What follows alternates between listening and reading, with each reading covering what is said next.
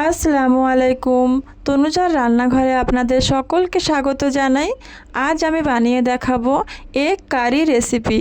আশা করছি আমার এই রেসিপি অনেকেরই হেল্পফুল হবে। চলুন তাহলে দেখে নিই এটি আমি কিভাবে বানাই। প্রথমে এখানে কড়াইতে 5 পিস ডিম পানি দিয়ে সিদ্ধ করতে বসিয়ে দিয়েছি। গ্যাসের ফ্লেম অন করে দিয়েছি। ঢাকা দিয়ে 5 মিনিট মতো বয়েল করে নেব। 5 মিনিট পরে ফিরে আসছি। ডিমগুলো আমার সিদ্ধ হয়ে গেছে। একে একে চামচের সাহায্যে পানি থেকে উঠিয়ে নেব।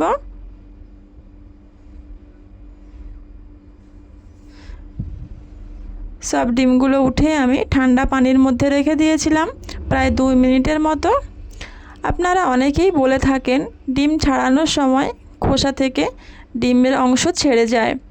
এখানে ডিম সিদ্ধ করে নেওয়ার পর আপনারা অবশ্যই 2-3 মিনিট রেস্টে রেখে দেবেন ঠান্ডা পানিতে। এতে করে খুব সহজেই খোসা ছেড়ে যাবে। আপনারা নিশ্চয়ই দেখতে পাচ্ছেন আমার ডিমগুলো কত সুন্দর ছেড়ে গেছে, একটুও ডিম ছিঁড়ে যায়নি বা ভেঙে যায়নি।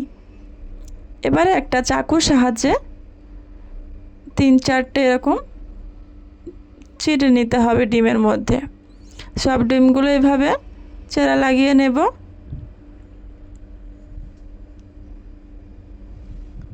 সব ডিমগুলো আমার চেরা লাগানো হয়ে গেছে। এখানে একটা কড়াই 2 টেবিল চামচ পরিমাণ সরিষার তেল দিয়ে দিলাম।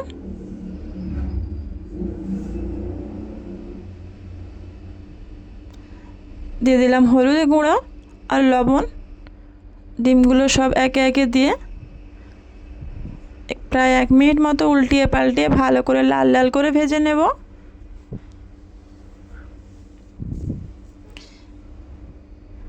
ডিমের কালারগুলো আমার চেঞ্জ হতে শুরু করে দিয়েছে, দেখুন।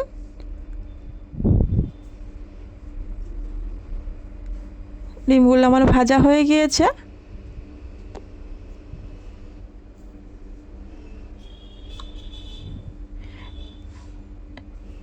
ডিমগুলো আমি একে একে তুলে নিলাম।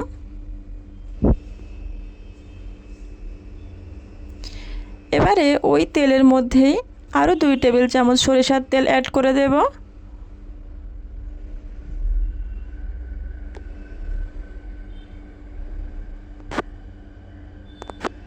দুটো তেজপাতা চিড়ে দিয়ে দিলাম।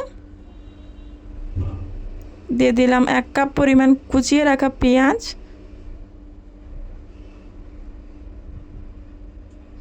কয়েকটি কাঁচা লঙ্কা চিড়ে দিয়ে দিলাম। এবার কাঁচা লঙ্কা আর পেঁয়াজ ভালোভাবে ভেজে নেব।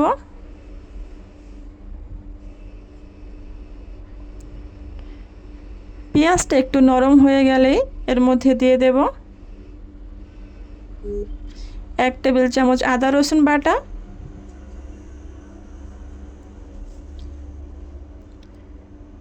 এবার আদা রসুনটাকেও পেঁয়াজের সঙ্গে ভালোভাবে ভেজে নেব। আদা রসুনের গন্ধটা একটু চলে গেলেই এই পর্যায়ে আমি সমস্ত শুকনো মশলাগুলো দিয়ে দেব। এখন দিয়ে দিচ্ছি 1 কাপ পরিমাণ টমেটো কুচি।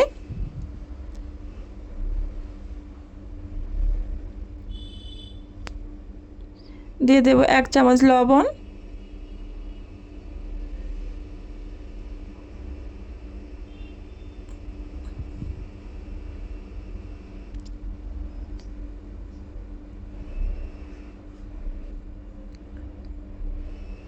দিয়ে দেব 1 চামচ হলুদের গুঁড়া, 1 চামচ কাশ্মীরি লঙ্কার গুঁড়া, 1 চামচ জিরা গুঁড়া ও 1 চামচ ধনিয়া গুঁড়া। এবারে সব মশলাগুলো ভালো করে মিক্স করে নেব।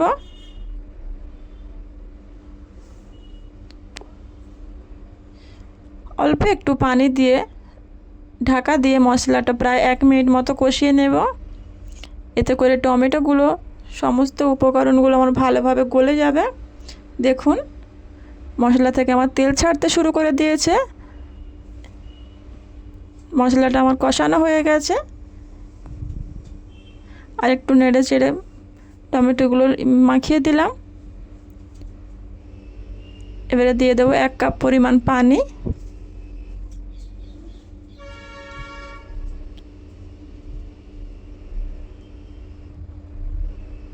ঢাকা দিয়ে ঝোলটা ফুটতে দেব। ঝোল ফুটে গিয়েছে, একে একে ডিমগুলো দিয়ে দেব।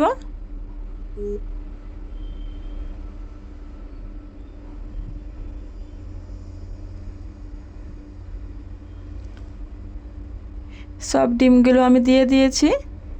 উপর থেকে কয়েকটা কাঁচা লঙ্কা দিয়ে দেব। আবারও ঢাকা দিয়ে 5 মিনিট মতো রান্না করে নেব। 5 মিনিট পরে ফিরে এসেছি, দেখুন আমার ডিমের কারি রেডি হয়ে গেছে।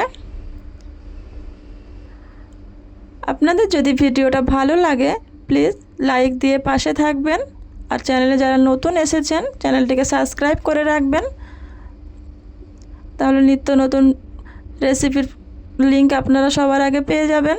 আবারও দেখা হবে একটি নতুন রেসিপি নিয়ে। ধন্যবাদ।